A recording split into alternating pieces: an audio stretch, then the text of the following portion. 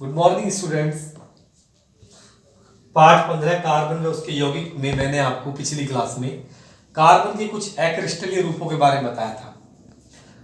वहीं से हम लेते हैं एक लैंप ब्लैक, जिसे हम कालिख कहते हैं।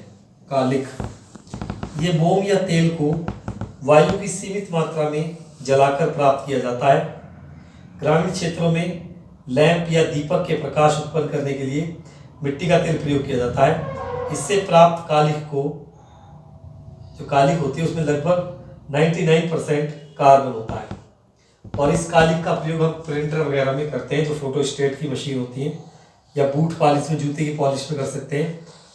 अगर आपको चाहिए लैंप ब्लैक तो आप दिए में तेल भर लीजिए और जब उसे जलाएंगे उसके ऊपर चम्मच रख दीजिए उसके ऊपर, तो जब जलेगा तो चम्मच पे यहाँ पे कार्बन सा इकट्ठा हो जाएगा, वो है लैंप ब्लैक।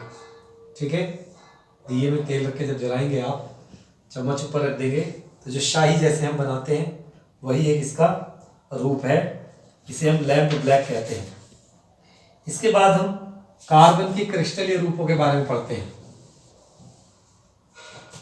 तो कार्बन के क्रिस्टलीय रूपों में सबसे नंबर 1 आता है ग्रेफाइट। ग्रेफाइट में कार्बन परमाणुओं की एक निश्चित व्यवस्था होती है। इसमें एक कार्बन 3 कार्बन परमाणु से जुड़ा होता है। हर एक कार्बन अन्य 3 कार्बन परमाणु से जुड़ा होगा। ये भी 3 से जुड़ेगा, ये भी 3 से जुड़ेगा, ये भी 3 से, सब 3 से जुड़ेंगे। ठीक है, इस तरीके से जुड़ते चले जाते हैं और एक बड़ी संरचना बनती है। ठीक है, तो ग्रेफाइट आपने देखा है, जो आप पेंसिल है उसके अंदर की जो रिफिल है वो ग्रेफाइट ही है। ग्रेफाइट में कार्बन के परमाणु इस प्रकार व्यवस्थित होते हैं कि उनकी अनेक समतलीय परतें हों। ये परत के रूप में होता है, एक परत के ऊपर दूसरी परत। प्रत्येक परत पर 6 कार्बन परमाणु षटकोण छल्ले के रूप में व्यवस्थित होते हैं। ग्रेफाइट में एक कार्बन अन्य 3 कार्बन परमाणु से, हर कार्बन, ये भी 3 से जुड़ा है, ये 3 से जुड़ा है, तो सभी 3 कार्बन परमाणु से जुड़े होते हैं। ग्रेफाइट क्रिस्टल में परतों के मध्य बहुत ही दुर्बल बल कार्य करता है, इसलिए परतें जो है एक दूसरे पर फिसल जाती हैं। इसलिए ग्रेफाइट बहुत चिकना होता है, क्योंकि परतों के बीच में दुर्बल बल है, परतें फिसल जाएंगी तो ये चिकना है, फिसल जाता है आसानी से। इसीलिए इसका प्रयोग जो हम करते हैं वो मोबिल ऑयल बनाने में करते हैं, जो चिकना होता है, मशीनों के घर्षण को कम करता है। ये भी याद रखना है कि ये विद्युत का सुचालक है, इसमें विद्युत धारा प्रवाहित हो जाती है। ठीक है, इसके बाद आता है हीरा, नंबर 2। हीरे की संरचना ग्रेफाइट से अलग है। हीरे में एक कार्बन अन्य 4 कार्बन परमाणु से जुड़ता है। ये हीरे की मेन कैरेक्टरिस्टिक है, मेन प्रॉपर्टी है। ठीक है, तो हीरे की संरचना मैंने बताई आपको। ये सबसे कठोर पदार्थ है हीरा, जितने भी पदार्थ हमारे पास हैं।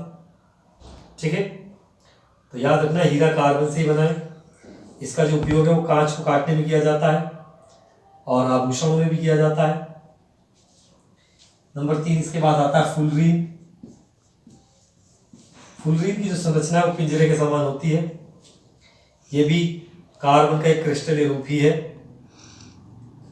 इसमें मैं आपको बताना चाहूँगा, दिखाना चाहूँगा किस तरह एक पिंजरे जैसी संरचना होती है। तो ये पिंजरे जैसी संरचना इसके अंदर होती है, फुटबॉल जैसी संरचना है। इसमें आप देख पा रहे हैं, दिख रहा है, पॉज किया, पॉज कर दिया। तो इसमें जो है फुटबॉल जैसी संरचना है। इसमें कार्बन एक जाल बनाते हैं, जैसे पिंजरा होता है उस तरीके से। ठीक है, तो इसको ध्यान से देखेंगे, ये फुलरीन है। बच्चों ये संरचना इतनी ज़्यादा इंपॉर्टेंट नहीं है आपको, बस आप केवल नाम याद रख लें। ठीक है, तो ये मैंने इस क्लास में आपको कार्बन के 3 रूप बताए हैं, ग्रेफाइट, हीरा और फुलरीन। फुलरिन की संरचना फुटबॉल की तरह है बिल्कुल। जैसे फुटबॉल पर षटकोण और पंचकोण बने होते हैं, षटकोणीय छल्ला या पंचकोणीय छल्ला होता है, उसी प्रकार फुलरिन में भी होता है। मगर उसकी जो एक पिंजरे जैसी संरचना है उसमें लगभग 60 से और 1000 तक कार्बन परमाणु पाए जा सकते हैं। ठीक है, तो बच्चों इन तीनों को अच्छे से पढ़ेंगे, इनके बारे में याद करेंगे, इनका क्या उपयोग है, कैसी संरचना है, क्या इनके गुण हैं, इस पर प्रश्न आपसे पूछा जा सकता है। आज की क्लास में मैं आपको इतना ही पढ़ाऊंगा। नमस्कार, धन्यवाद।